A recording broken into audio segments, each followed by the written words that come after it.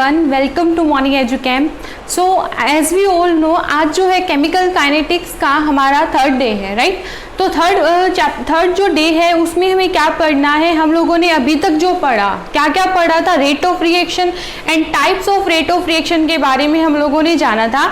आज हम लोग क्या करेंगे, उन्हीं रेट ऑफ रिएक्शन और उसका जो टाइप था which is average and instantaneous, उस पर बेस्ड न्यूमेरिकल प्रॉब्लम्स कुछ लेंगे, ठीक है। उससे पहले, उन न्यूमेरिकल से पहले एक छोटी सी बात थी कि जो कुछ एक्सपेरिमेंटल टेक्निक्स है रेट ऑफ रिएक्शन की, तो मतलब जो रेट ऑफ रिएक्शन है डिटरमाइन कैसे करते हैं on the basis of experimental techniques, उसके कुछ एग्जांपल्स हैं वो स्टडी करेंगे। एज वेल एज जो यूनिट होती है रेट ऑफ रिएक्शन की वो क्या होती है वो भी आज स्टडी करेंगे साथ साथ, ठीक है। तो सबसे पहले बात करते हैं कि कौन कौन से एक्सपेरिमेंटल टेक्निक्स है जिस पर हम रेट ऑफ रिएक्शन को स्टडी करते हैं, जिसमें बच्चों हमारा पहला आता है change in optical activity. Sorry, change in optical activity. As you all know कि हम क्या देखते हैं, ऑप्टिकल आइसोमेरिज्म देखते हैं। ऑप्टिकल एक्टिविटी में हम लोग क्या देखते हैं कि जब भी कोई प्लेन पोलराइज्ड लाइट होती है वो क्या होती है, जब हम किसी सॉल्यूशन में से पास करते हैं, या तो वो क्या होती है, अगर रोटेट कर जाती है ना, रोटेट कर जाती है, रोटेट कैसे करेगी, या तो लेफ्ट में या राइट में, तो हम मान के चलते हैं कि वो कंपाउंड आपका कैसा है, ऑप्टिकल एक्टिव कंपाउंड है। तो ऑप्टिकल एक्टिविटी में क्या होता है कि जो अगर लेफ्ट साइड में मूव करता है तो उसको लीवियो रोटेटरी बोलते हैं, अगर राइट साइड में मूव करेगा तो उसको हम क्या बोलते हैं, डेक्स्ट्रो रोटेटरी बोलते हैं। तो ये जो हमारी रिएक्शंस होती है, इसका सबसे सिंपल एग्जांपल आता है हमारा inversion of cane sugar. Inversion of cane sugar में क्या होता है, बेसिकली आप लोग क्या लेके चलते हैं, सुक्रोज लेके चलते हैं। ये क्या, किस चीज का फॉर्मूला है आपका, सुक्रोज का। और जो सुक्रोज होता है नेचर में वो क्या होता है, डेक्स्ट्रो रोटेटरी होता है। उसको आप स्मॉल डी से भी रिप्रेजेंट कर सकते हैं या फिर प्लस साइन से भी रिप्रेजेंट कर सकते हैं, किसी एक से कर सकते हैं। मैंने बस जनरली बताने के लिए दोनों रिप्रेजेंट कर दिए। तो यहाँ पर जब हमने इसकी क्या करवा दी, हमने हाइड्रोलिसिस करवाई, H पॉजिटिव यानी कि in the presence of some acid डाल करते हैं, तो on the hydrolysis of sucrose we will get, क्या मिलेगा बच्चों, हमें ग्लूकोज और फ्रक्टोज, है ना, ग्लूकोज और फ्रक्टोज मिलेगा। और ये क्या होते हैं हमारे पास में, लीवियो रोटेटरी। तो इस तरीके के चेंजेस आते हैं तो भी हम क्या देखते हैं, रेट ऑफ रिएक्शन को देखते हैं। दूसरा आता है आपके पास में कलरीमेट्री, यानी कि चेंज इन कलर होना, यानी कि जो कलर की जो इंटेंसिटी है उसको चेक करना सर्टेन इंटरवल ऑफ टाइम पे। तो वहां भी क्या, ये किसकी टेक्निक्स में आता है, आपका रेट ऑफ रिएक्शन के एक्सपेरिमेंटल टेक्निक्स में आता है।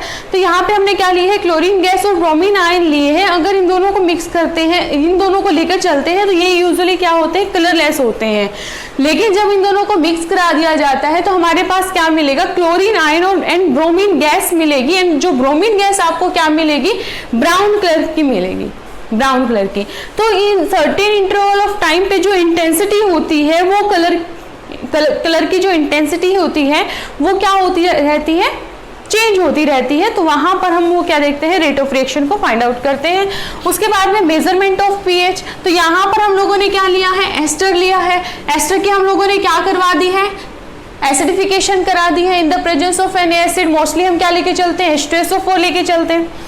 तो हमने क्या लिया, एस्टर लिया, उसकी एसिडिफिकेशन करा दी, तो आपको क्या मिला यहाँ से, एसिटिक एसिड और एल्कोहल मिला, इथेनॉल, है ना, एसिटिक एसिड और आपको क्या मिला, इथेनॉल मिला। तो ये भी क्या है आपका किसके अंदर, तो यहाँ पर क्या हुआ, पीएच चेंज होगा, है ना, एस्टर है, आपने एसिडिफिकेशन कराई है, तो यहाँ पर दोनों क्या होते हैं, आपके दोनों के क्या होंगे, पीएच अलग अलग होगा, इसका पीएच अलग रहा होगा, इसका पीएच अलग रहा होगा। तो मेजरमेंट ऑफ पीएच में भी यहाँ पर ये यूज होता है। उसके बाद में आता है measurement of electrical conductance, electrical conductivity, ठीक है।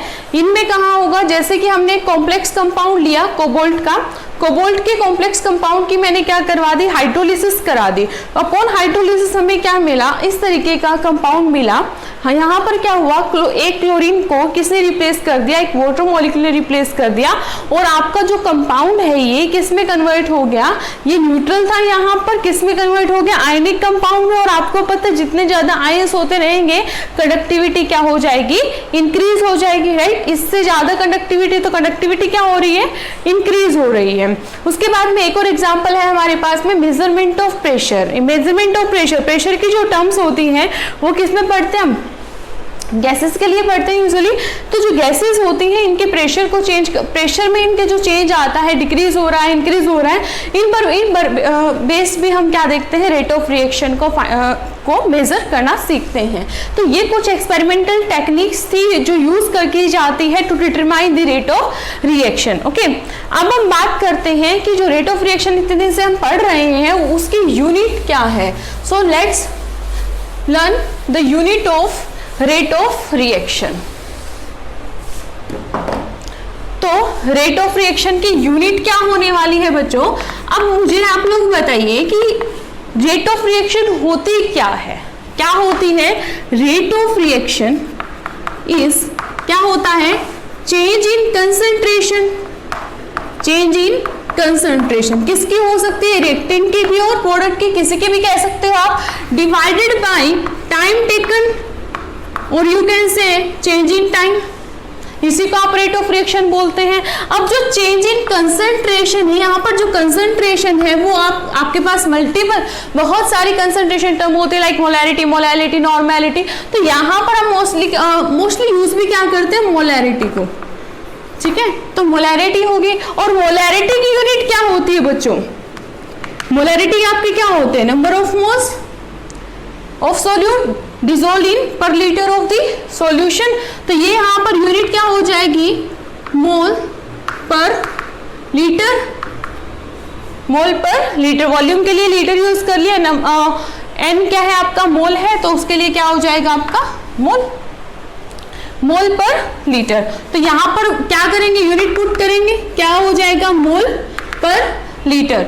अपॉन में क्या है? टाइम। अब डिपेंड करता है कि आप टाइम किस में ले रहे हैं। तो हम आवर की तो बात करने ही नहीं वाले हैं ना, काइनेटिक्स की बात कर रहे हैं। हाँ, ये होता है कि कई बार आपसे पूछ सकता है, तो कन्वर्जन करना आसान होता है। इतना तो हमें आता है कि हम how to convert hours to minute to second, right. तो यहाँ पर मान लीजिए मैंने मिनट का केस ले लिया, तो ये यूनिट क्या होने वाली है? यहाँ पर मिनट ऊपर जाके किस में कन्वर्ट हो जाएगा? पर मिनट में।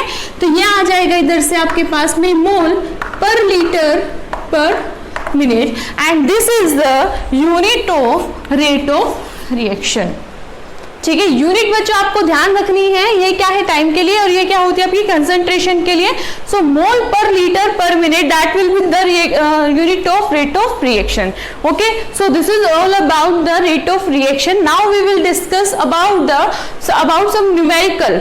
Okay, we will discuss some numericals on the basis of rate of reaction.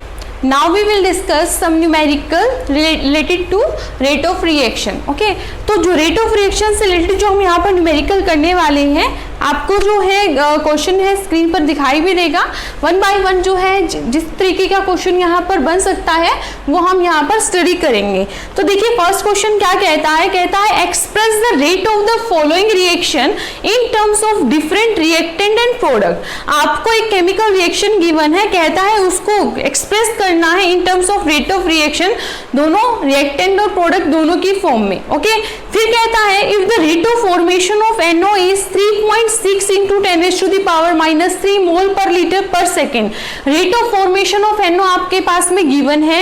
उसके बाद में पूछता है the rate of disappearance of NH3 and the rate of formation of H2O। Basically अगर कहा जाए तो यहाँ पर 3 क्वेश्चन ये पूछता है। पहला पूछता है rate of reaction find out कीजिए for the given reaction in terms of reactant and product also. Okay, second में पूछता है ये हमसे कि rate of disappearance of NH3 and the third one is the rate of formation of H2O. So let's take our first question, discuss करते हैं इसको। देखते हैं बच्चों क्या रिएक्शन इसने दी है हमें। रिएक्शन दी है 4 of NH3 plus 5 of O2 gives us 4 of NO plus 6 of H2। Okay, ये रिएक्शन गिवन है। तो सबसे पहले तो हमें क्या फाइंड आउट करना है? इसके रेट ऑफ रिएक्शन निकालनी है रिएक्टेंट और प्रोडक्ट दोनों के केस में। तो यहाँ पर जो रेट ऑफ रिएक्शन एक्सप्रेस करना है, फाइंड आउट नहीं करनी है, इसे सिर्फ एक्सप्रेस करने के लिए बोला है। तो कैसे करते हैं? स्टोइचियोमेट्री क्या आ जाएगी? अपॉन में आ जाएगी। For reactant minus sign use करेंगे, for product plus sign use करेंगे। तो ये क्या हो जाएगा? -1/4 D of change in concentration upon में क्या आ जाएगा dt।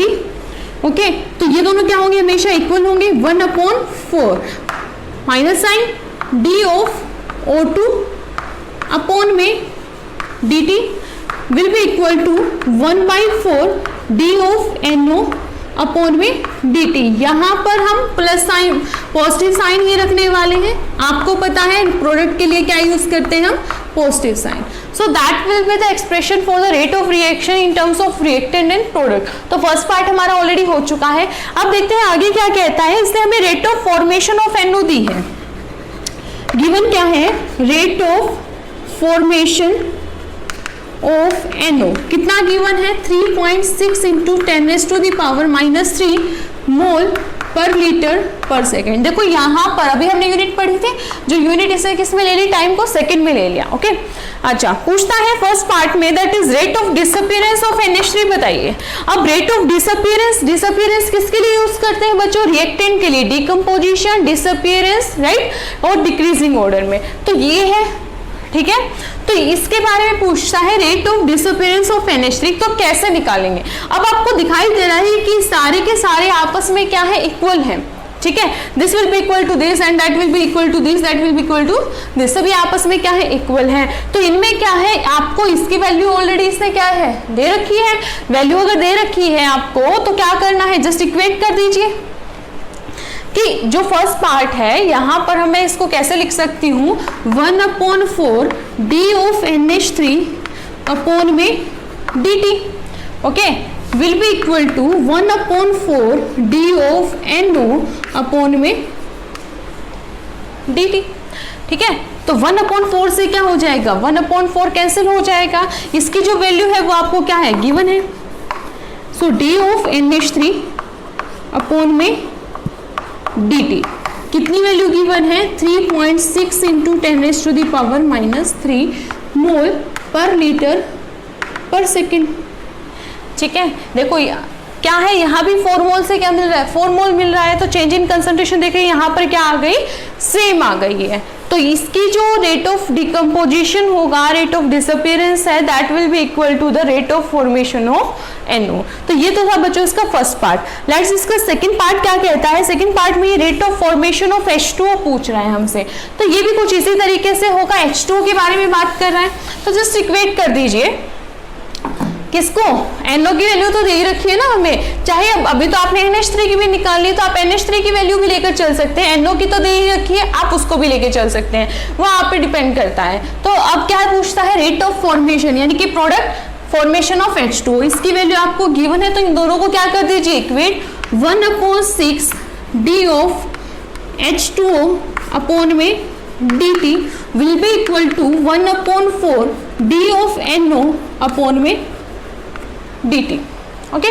पूछता है क्या है, d ऑफ H2O अपॉन में dt, तो 6 क्या चला जाएगा, उधर चला जाएगा, क्या आ जाएगा आपके पास में, d ऑफ H2O अपॉन में dt will be equal to 6/4। इसकी वैल्यू क्या है हमारे पास में, 3.6 इंटू 10⁻³ ठीक है। कैंसिल कर दीजिए, क्या आ जाएगा, 0.9 and that will be I think 5.4 into 10⁻³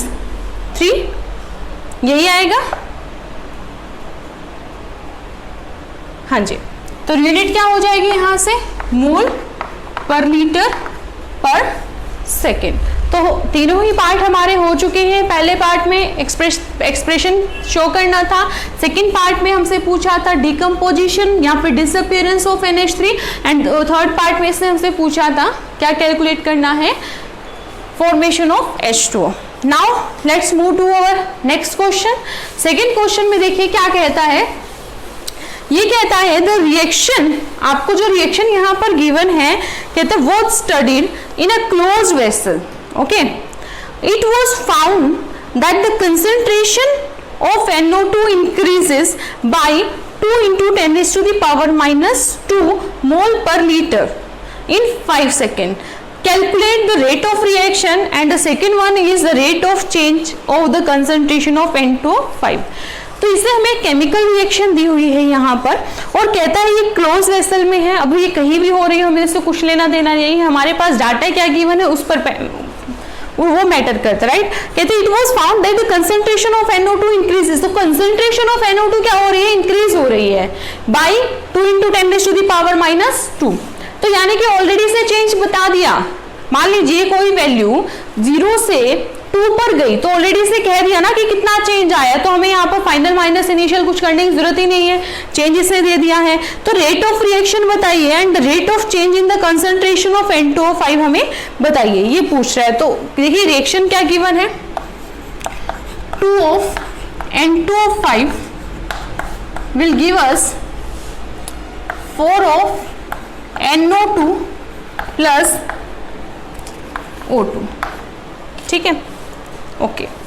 सबसे पहले क्या करेंगे, जब भी आपसे रेट ऑफ रिएक्शन निकलवाता है तो उसमें सबसे पहले आप रिएक्शन को उसकी रेट की एक्सप्रेशन में लिख लीजिए। तो इसको कैसे लिख सकते हैं, फटाफट लिखेंगे हम लोग, -1/2 d ऑफ N2O5 अपॉन में dt will be equal to 1/4 d of NO2 upon में dt d of O2 upon में dt, ठीक है। रेट ऑफ एक्सप्रेशन आपके ऐसे टिप्स पे होने चाहिए, आप सो रहे हो और जगा के पूछे हाँ भाई इस रिएक्शन के लिए रेट ऑफ रिएक्शन का एक्सप्रेशन बताओ, तो आप फटाफट उस चीज को क्या करते हैं, एक्सप्लेन करते हैं। तो देखते हैं आगे क्या कहता है, it was found that the concentration of NO2 increases by 2।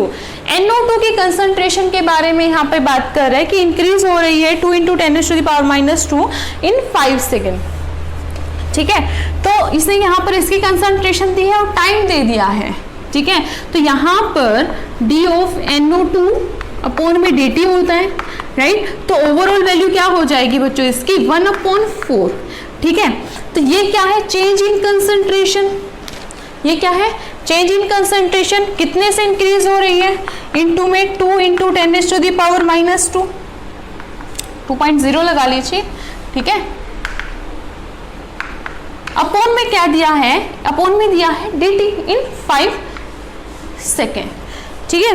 ये इसे हमें दिया है, तो इसको सॉल्व कर लेते हैं। पहले यहाँ पर ही लिख लेते हैं 5। तो क्या आने वाला है बच्चों, यहाँ से ये आ जाएगा 2 एंड यहाँ से आ जाएगा 10 और ये वापस ऊपर जाके क्या हो जाएगा 10⁻², और ये क्या हो गया 10⁻⁻1, तो ये क्या हो जाएगा ओवरऑल 10⁻³ आ जाएगा आपके पास में मोल पर लीटर पर सेकेंड। तो ये तो क्या है आपका रेट ऑफ रिएक्शन भी निकल के आ गए। मैंने कहा अब रेट ऑफ रिएक्शन यहाँ सॉरी ये तो सिर्फ क्या निकल के आई है, कंसंट्रेशन निकल के आई है, चेंज इन कंसंट्रेशन किसकी आई है, NO2 की, ओके। ये हमने वैल्यू पुट कर दी। अब निकलवाता क्या है आपसे, रेट ऑफ रिएक्शन बताइए। अब रेट ऑफ रिएक्शन आप इसकी टर्म में बता सकते हो, इसकी टर्म में बता सकते हो और इसकी टर्म में भी बता सकते हो। तो रेट ऑफ रिएक्शन क्या हो जाएगी यहाँ पर, यही तो हो जाएगी भाई, ये भी तो रेट ऑफ रिएक्शन को एक्सप्लेन करता है, ये भी करता है, ये भी करता है, तो यही क्या हो जाएगी, तो इसकी तो वैल्यू भी हमने निकाली है, तो यही क्या हो जाएगी आपकी रेट ऑफ रिएक्शन। तो सेकंड पार्ट में कहता है the rate of change of concentration of N2O5। मुझे बताइए कि जो N2O5 है उसकी कंसंट्रेशन में कितना चेंज हुआ है, ठीक है, N2O5 की कंसंट्रेशन में कितना चेंज हुआ है। तो बच्चों हमें इसकी वैल्यू पता है, इसकी वैल्यू हमें पता है। इसकी वैल्यू कहां से पता है, अभी अभी हम लोगों ने निकाला, ये रही, ठीक है, इसकी वैल्यू ये रही। तो क्या करना है, जस्ट इस वैल्यू को उठाना है हमें, इन दोनों को क्या कर दीजिए, इक्वेट कर दीजिए। तो इक्वेट करेंगे तो क्या आ जाएगा, इसके लिए पूछ रहा है -1/2 d ऑफ N2O5 अपॉन में dt। कहते हैं इसका चेंज, इसकी कंसंट्रेशन में कितना चेंज आया, यानी कि d of N2O5 upon dt पूछ रहा है आपसे, okay. That will be equal to 1/4 d of NO2 upon में dt। और ये जो वैल्यू है ये अभी हमने निकाली थी, इसकी वैल्यू पुट कर दीजिए, क्या आ जाएगा -1/2 d अपॉन N2O5 अपॉन में dt will be equal to क्या हो जाएगा 10⁻⁻3।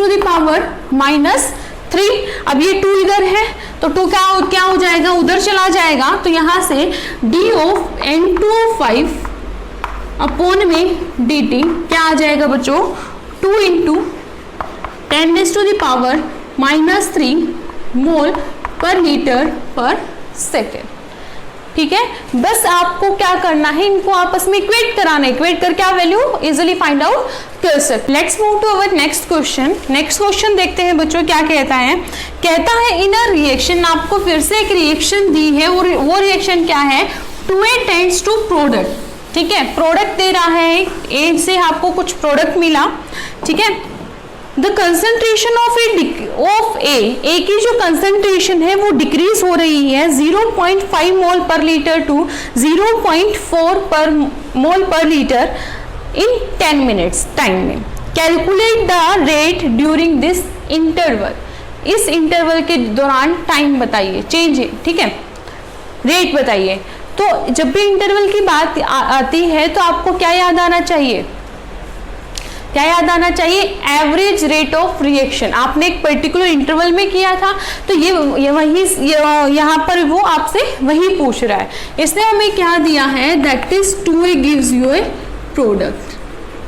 ठीक है, और साथ में कहता है कि ये जो A है आपका, इसकी कंसंट्रेशन चेंज हो रही है, कहाँ से कहाँ पर चेंज हो रही है, 0.5 मोल पर लीटर से किस में चेंज हो रही है, 0.5 मोल पर लीटर में। एक ही कंसंट्रेशन है, पहले ये थी अब ये हो गई। ऑब्वियस सी बात है, टाइम के रिस्पेक्ट में क्या होगी, रिएक्टेंट है तो रिएक्टेंट की कंसंट्रेशन क्या होगी, चेंज हो जाएगी। और कहता है ऐसा होने में क्या लगा, 10 मिनट्स लगे। क्या मिला उसको, सॉरी कितना टाइम लगा, 10 मिनट्स। यानी कि इसने ओवरऑल यहाँ से यहाँ, यानी कि time interval, change in time इसने ऑलरेडी हमें दे दिया है। तो इसको मैं क्या कह सकती हूँ, मान लीजिए ये कंसंट्रेशन A1 की रही होगी, ये कंसंट्रेशन A2 की रही होगी, तो जो रेट ऑफ रिएक्शन होगा वो क्या होता है, चेंज इन कंसंट्रेशन, यानी कि फाइनल माइनस इनिशियल लेके चलेंगे। तो यहाँ पर हो जाएगा आपके पास में A2 minus A1 change in time, और चेंज इन टाइम तो इसने हमें दे रखा है, तो वैल्यू पुट कर दीजिए डायरेक्टली। क्या आ जाएगा आपके पास में, 0.4 माइनस 0.5 अपॉन में 10। ठीक है, यहाँ से आपके पास में क्या मिलने वाला है, माइनस 0.1। तो माइनस का यहाँ पर बेटो बच्चों सीन नहीं होता है, कोई भी सीन ऐसा नहीं होता है, वही तो था। हम रेट ऑफ रिएक्शन अगर ऐसे इस तरीके से निकालते हैं तो रिएक्टेंट के केस में हमेशा क्या आता है, माइनस साइन। और हम जो इसको लेकर चलते हैं 1/2A, इसको आप कैसे लिखेंगे, सबसे पहले बताइए मुझे, 1/2 माइनस 1/2 dA by dt, यानी कि 1/2 d क्या है, फाइनल माइनस इनिशियल हो गया है आपका। तो ये बाहर जो माइनस है वो इस माइनस को क्या कर देगा, कैंसिल आउट कर देगा, राइट। और यहाँ पर क्या आ जाएगा आपके पास में, 10 आ जाएगा, है ना। ये क्या आ गया, 0.4 माइनस 0.5। अच्छा, इसको माइनस करेंगे, इसको चेंज करेंगे तो क्या आ जाएगा आपके पास में, माइनस के 0.1 अपॉन में क्या आ जाएगा, 10। ये 1 के 1 पॉइंट जो है नीचे आएगा 100, तो यानी कि 10⁻⁻2, और माइनस माइनस साइन क्या हो जाता है, पॉजिटिव। तभी हम कहते हैं रेट ऑफ रिएक्शन कभी भी नेगेटिव नहीं हो सकती है, इसलिए हमने क्या लगाया, तो आंसर हो जाएगा 10⁻⁻2 मोल पर लीटर पर सेकेंड। तो बहुत इजी क्वेश्चन था, बहुत इजी क्वेश्चन ही यहाँ से बनते। हाँ जी, यहाँ से 1/2 भी हमारे पास में रह गया था, ठीक है। तो इसको हम यहाँ से इस तरीके से भी लिख सकते हैं, डायरेक्ट 1/2 भी हमारे पास है, सॉरी। तो क्या हो जाएगा, यहाँ से इसको मैं 1/100 लिख सकती हूँ, इंटू में क्या आ जाएगा, 1/2 आ जाएगा, ठीक है। तो ये इसको आप कैसे सॉल्व करेंगे, यहाँ से 0.5 इंटू 10⁻⁻2 मोल पर लीटर पर सेकेंड। तो ये हो जाएगा बच्चों आपका आंसर। ये 1/2 हमने यहाँ पर छोड़ दिया था, 1/2 भी क्या चलेगा, साथ में चलेगा। तभी कहा जाता है हर रिएक्शन का पहले आपको इसको इस फॉर्म में एक्सप्रेस कर लीजिए ताकि आइडिया हो जाए। Now let's to our next question, let's move to our next question. कहता है for the decomposition of dinitrogen peroxide, यानी कि N2O5 के बारे में बात कर रहा है। इसका क्या हुआ है, डिकम्पोजिशन हुआ है, रिएक्शन इससे हमें दे रखी है at 200 degree Celsius if the initial pressure is 114 mm and after 25 minutes of the reaction total pressure of the gaseous mixture is 133 mm. Calculate the average rate of reaction. ठीक है, किस किस फॉर्म में पूछ रहा है, एटमॉस्फेयर पर minute and mole per litre पर सेकंड की फॉर्म में आपसे पूछ रहा है। यहां पर आपको एक चीज ध्यान देनी है, अभी आप लोगों ने क्या निकालना सीखा था, मान लीजिए कोई एक्स उसकी कंसंट्रेशन आपको गिवन है, तो आप क्या लिखेंगे, dx अपॉन में dt, है ना। तो यहां से जब आप इसकी क्या निकाल रहे थे, इनकी यूनिट निकाल रहे थे, तो यूनिट आई थी आपकी मोल पर लीटर पर सेकेंड, और कह सकते हो मोल per litre per minute, depend करता है टाइम आपका किस में गिवन है ना। अच्छा, ये तो कब होता है, जब आपको गैसियस फेज नहीं दिया हुआ। अगर गैसियस फेज दिया हुआ है, फॉर गैसियस फेज जो यूनिट होगी, आपको पता है वहां पर हम कंसंट्रेशन नहीं करते, गैसियस फेज को हमेशा हम प्रेशर की टर्म में डिटरमाइन करते हैं। तो यहाँ पर कंसंट्रेशन की जगह पर क्या होता है, प्रेशर होता है, टाइम तो होगा ही, ठीक है, प्रेशर होता है, और प्रेशर को आप मेजर करते हो एटमॉस्फेयर में, एटमॉस्फेयर पर मिनट भी हो सकता है, एटमॉस्फेयर पर सेकंड भी हो सकता है, ठीक है। तो यहां पर इसने हमें किसकी कंसंट्रेशन दी हुई है, गैसियस फेज की कंसंट्रेशन दी हुई है। अब देखते हैं क्वेश्चन में क्या कह रहा है आपको।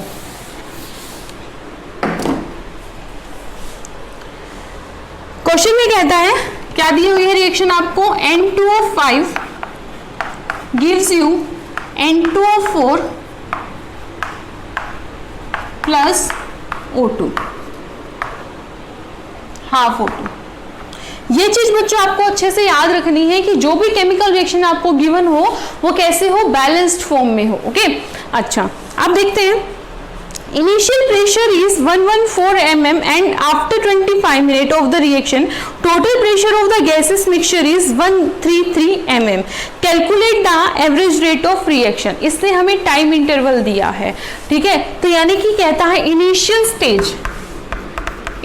स्टेज यानी कि जब टाइम क्या हुआ होगा 0, तो ठीक है। तो इसमें जो कंसंट्रेशन है प्रेशर की वो कितनी है, 114 mm। तो इनिशियल स्टेज में इसकी कंसंट्रेशन क्या होगी, 0, इसकी भी कंसंट्रेशन क्या होगी, 0। आफ्टर 25 मिनट, ठीक है, जब आपका टाइम क्या हो चुका हो, 25 मिनट का हो चुका हो, अब क्या होगा, कहता है कि जो टोटल प्रेशर आया after 25 minute the total pressure is 133 mm। तो टोटल प्रेशर कैसे, अब 25 मिनट के बाद में रिएक्टेंट के ऊपर कितना प्रेशर बचा हुआ हमें नहीं पता, तो अब क्या हो रहा है, देखो टाइम के साथ साथ प्रेशर क्या हो रहा होगा, डिक्रीज हो रहा होगा, किसका, रिएक्टेंट का, और प्रोडक्ट की तरफ क्या हो रहा होगा, इंक्रीज हो रहा होगा। तो मान लेते हैं कि 114 में से P टाइम्स ऑफ प्रेशर क्या हो गया, कम हो गया। जैसे कि आप मार्केट में गए, मम्मा ने 100 रुपए दिए आपको, और आपने 10 रुपए का कोई भी चीज ले ली, कोई भी सामान लिया आपने, 10 रुपए का लिया, तो आपके पास में कितना बचा, यानी कि आपके पास से 10 रुपए क्या हो गए, कम हो गए, बचे कितने, 90। तो यही है कि 114, ठीक है, इतने mm प्रेशर था, some amount of pressure will decrease with respect to time. तो मान लेते हैं कि जैसे हमने 10 रुपए खर्च किए, तो अभी हमें यहाँ पर नहीं पता ना कितना चेंज हुआ है, तो हम मान लेते हैं कि P टाइम ऑफ प्रेशर यहाँ पर क्या हुआ, कम हुआ। तो बचा कितना, जब उसमें से 90 बचा था, इसमें से कितना बचेगा, 114 माइनस P। तो अब यहाँ देखते हैं 1 मोल से 1 मोल ऑफ N2O4 मिल रहा है, तो अगर यहाँ से P टाइम्स ऑफ प्रेशर कम हुआ है, तो यहाँ पर भी कितना, भी 10 रुपए से 10 रुपए का अगर आपने खर्च किया तो 10 रुपए का ही सामान आएगा, तो P टाइम ऑफ प्रेशर से क्या आ जाएगा, इधर P। अच्छा, यहाँ पर क्या हो जाएगा, ये आपका 1 मोल से क्या मिल रहा है, हाफ मोल, तो P अगर यूज हुआ है तो यहाँ से हाफ ऑफ P क्या हो जाएगा, आपको मिल जाएगा। ये सब चीजें आप इक्विलिब्रियम में पढ़ते आए हैं अच्छे से, इक्विलिब्रियम में होगी आपकी रिएक्शन, ठीक है। अच्छा, अब तभी इसने कहा टोटल प्रेशर। अब आपके पास में टोटल प्रेशर क्या है, ये बचा हुआ है भाई 10 रुपए 90 रुपए तो बचे हुए हैं ना आपके पास में, यानी कि ये बचा हुआ है। कुछ प्रोडक्ट भी तो है जो मार्केट से आप सामान लेके, आपके पास सब कुछ क्या है, एक तो 90 रुपए है और 10 रुपए का जो सामान लेके आए वो भी आपके पास है। फिलहाल मार्केट गए, मार्केट में पैसे खर्च करने के बाद आपके पास क्या क्या है, 90 रुपए बचे हैं और जो सामान खरीदा वो है, तो 90 रुपए तो ये रहे और उससे जो सामान आया वो ये रहा, तो क्या हो जाएगा 114 minus P plus P plus 1/2 P. ये है आपके पास में सारी चीज टोटल, यानी कि टोटल प्रेशर। और कहता है ये जो टोटल प्रेशर है वो किसके इक्वल है, 113 mm के इक्वल है। तो यहां से बच्चों आप पी की वैल्यू फाइंड आउट कर सकते हैं। पी से पी कैंसिल हो जाएगा, 114 plus 1/2 P right is equal to 133। ये उधर जाएगा या इसको इधर ले आइए, क्या आ जाएगा आपके पास में 1/2 P will be 133 minus 14114। P की वैल्यू यहां से आपके पास में क्या आ जाएगी, ये आ जाएगा आपके पास में 9 और यहां से आपके पास में बचेगा 1, ठीक है 19 और P क्या आ जाएगा 2 उधर जाएगा तो क्या आ जाएगा 38 mm, ठीक है। ये P क्या है, ये जो आपने P की वैल्यू निकाली है कितने आई 38 mm, तो ये P है क्या, ये P वो है जो आपने खर्च किए। अभी तो आपको पता था कि आपने 10 रुपए खर्च किए, लेकिन आपको नहीं पता, मम्मी ने आपको 100 रुपए दिए थे और आप घर पे लेके सामान लेके आ गए, मम्मी को नहीं पता ना आपको आप वो सामान कितने का लेके आए हैं, ठीक है मम्मी को नहीं पता है। तो सामान यानी कि उस 100 रुपए में से कितना खर्च हुए थे रुपए, वो तो आप जानते हैं ना, मम्मी नहीं जानती, मम्मी को तो निकालना है।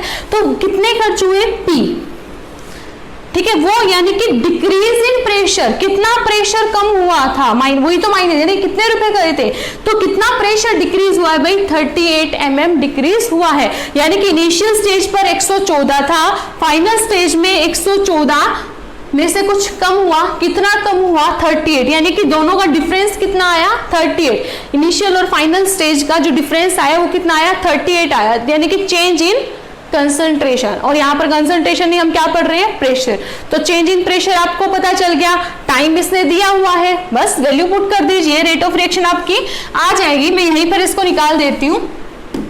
तो जो रेट ऑफ रिएक्शन होगी, रेट ऑफ रिएक्शन होगी वो क्या होगी, change in pressure upon change in time. तो चेंज इन यानी कि डिक्रीज इन प्रेशर, कितना डिक्रीज हुआ बच्चों 38 mm अपॉन में टाइम कितना दिया हुआ है आपको 25 मिनट। अब फर्स्ट क्वेश्चन में कहता है ये कि जो आपको चेंज रेट ऑफ रिएक्शन निकाल रहे हो, calculate the average rate of reaction, average ही आ रही है क्योंकि टाइम इंटरवल दे दिया ना, t = 0 से t = 25।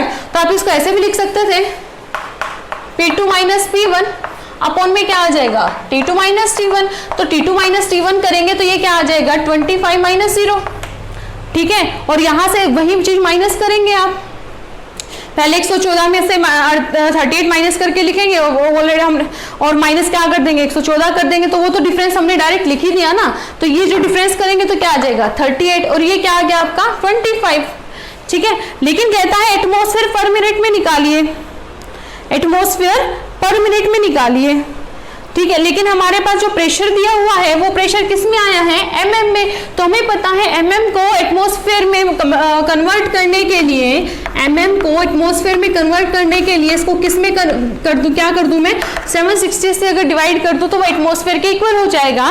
तो यहाँ से 38 को अगर मैं 760 से डिवाइड कर दूं तो वो क्या आ जाएगा आपका रेट ऑफ रिएक्शन आ जाएगा। और जब इसको सॉल्व करते हैं तो अप्रोक्सीमेटली आई थिंक 0.02 एटमॉस्फेयर पर मिनट के अराउंड आएगा। अदरवाइज आप कैलकुलेशन करके देख लीजिएगा, मेरे हिसाब से तो यही आएगा, करके देख लेते हैं।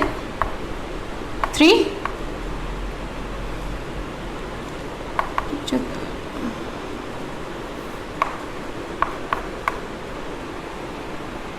करके देख लीजिएगा, आई थिंक इतना ही आएगा 0.02